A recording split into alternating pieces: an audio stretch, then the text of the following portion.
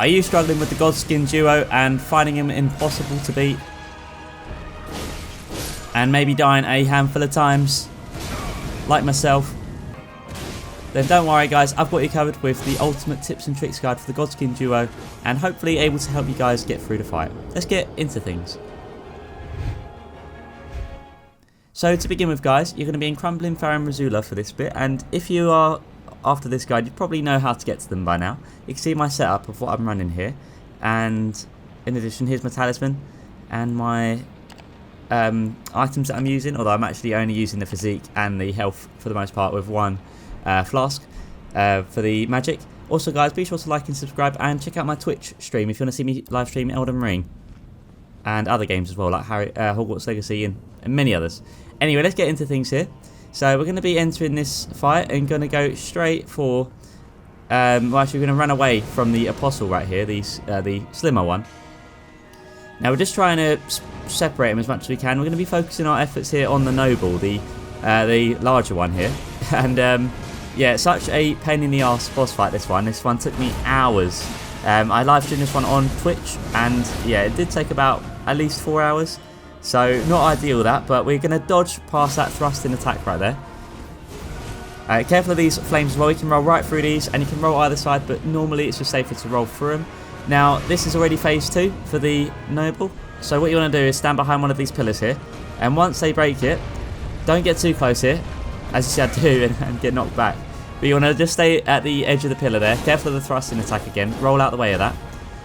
And yeah, you want to make sure you've always got a pillar between you and the noble when it comes to the phase 2 noble attack, like the rolling ball of death.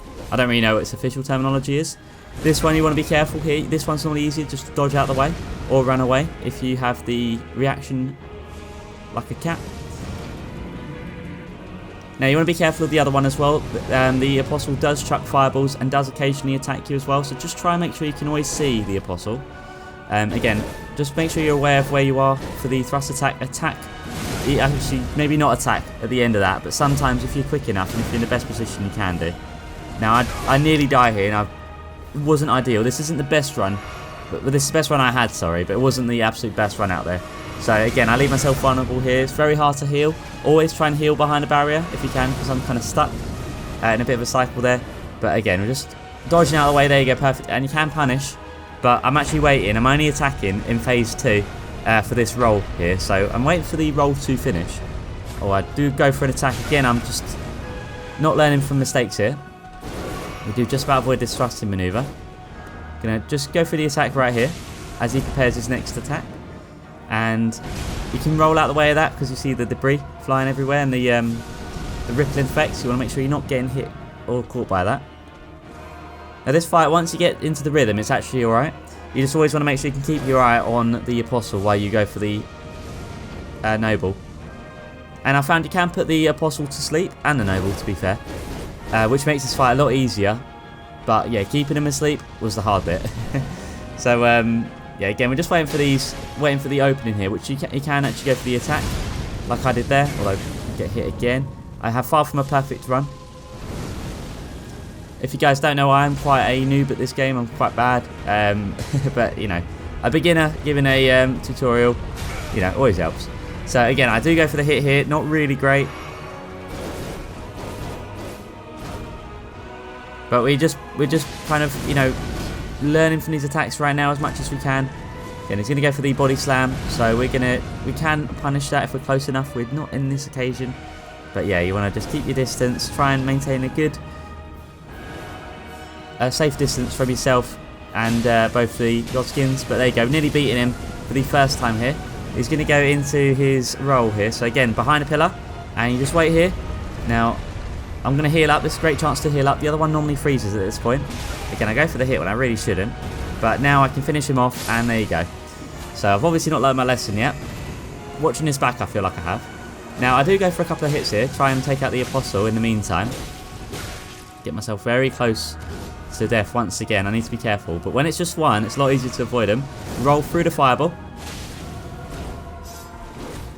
Careful of that double attack there. Now, apostle's phase 2. This isn't actually too bad of a phase 2. It's just with the noble here as well, it's very hard to separate them. Now, you walk back for that propeller attack, or whatever you call it. There you go, he has to summon the Apostle. I'm just trying to finish him off here before the Apostle comes back into play here. So you want to roll away from this sort of fire attack.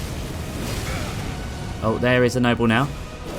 So I'm just going to try and get an attack in here on the Apostle, which now is a great time when I'm doing the fireballs. Just make sure I don't get hit by the fireballs. Sadly, on that occasion, I did get hit. But here, we're going to quickly go for an attack as he goes to do his phase 2 attack. The, like, slinky sort of move. And now we've got him. We're facing them one at a time here. So now we can go for the Noble. We can be a little bit more eager than we were last time round. Hopefully not get hit as many times. Get a bleed proc there. Now into phase 2. Now, as I said earlier, just get behind a pillar. And now we can just sit here for a minute. Now, he's not called in his friend in, so this is the perfect opportunity to heal up if you need to. I've unfortunately run out of flasks because I've not had the most smoothest of journeys so far. I have popped my physique so I can take less damage and kind of take a hit as well, like I just did there. Now I'm just... There you go, he's just called in his friend, but I have just finished him off. Perfect timing now. So now we can just deal with the Apostle. Now I'm basically one hit away, so I need to be careful here. So you can go for the jumping attack. And the best attack you can go for here is after this one, you can just run in and go for the attack. He's on critical, or I'm basically on critical. But again, run and jump and you can get him. So I hope that guide is helpful. I made a lot of mistakes here, but hopefully there's something you can learn from it anyway. Be sure to like and subscribe if you guys enjoyed. And next time we go, we're going to be facing Malekith and the Tree Sentinel outside of his arena. So I hope you guys enjoy. Feel free to like and subscribe if you're new, and I'll see you guys in the next one. Take care.